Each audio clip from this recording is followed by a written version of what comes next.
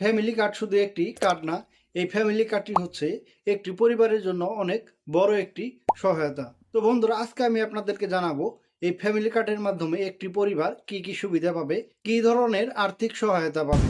তো বন্ধুরা, পুরো ভিডিওটি মনোযোগ সহকারে দেখুন। আপনি যদি একটি ফ্যামিলি কার্ড বানান তাহলে আপনি এই কার্ডটির মাধ্যমে কি কি সহায়তা পাবেন আজকে আমি A to Z পুরো ডিটেলসে আপনাদের বলে দেব।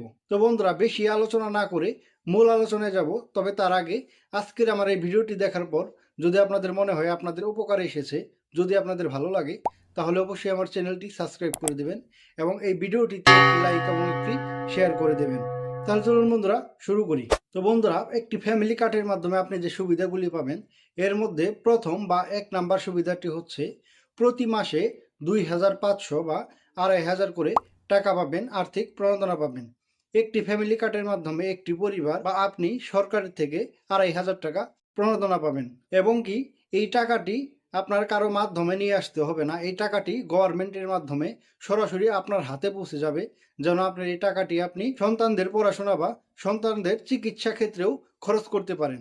তো বন্ধুরা, এই কার্ডটির মাধ্যমে 2 নাম্বার যে সহায়তাটি একটি পরিবার পাবে সেটা হচ্ছে কম দামে বিশেষ সুবিধায় বা সরকারি চাল, ডাল, সয়াবিন তেল থেকে শুরু করে সরকার যে পণ্যগুলি বিক্রয় করে কম দামে, সেই পণ্যগুলি কিন্তু এই কার্ডের মাধ্যমে একটি পরিবার ক্রয় করতে পারবে। তো বন্ধুরা, আপনারা ভেবে দেখবেন বর্তমান বাজার পরিস্থিতিতে আমাদের দেশে বাজারে যে মূল্য সে অনুযায়ী কিন্তু এটা একটি পরিবারের জন্য অনেক বড় একটি সহায়তা।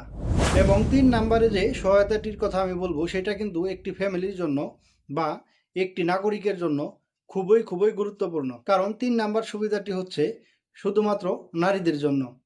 এই কার্ডের মাধ্যমে 3 নাম্বার যে সুবিধা সেটা পাবে নারীরা।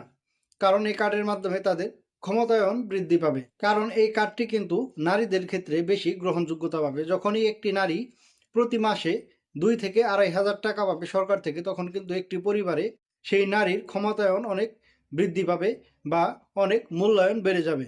এতে করে যে নারী এই কার্ডটি পাবে সেই নারীর সংসারের প্রতি তার নিজের ভূমিকা আরও অনেকটাই বেড়ে যাবে এবং তার ভেতরে একটি আত্মবিশ্বাস তৈরি হবে।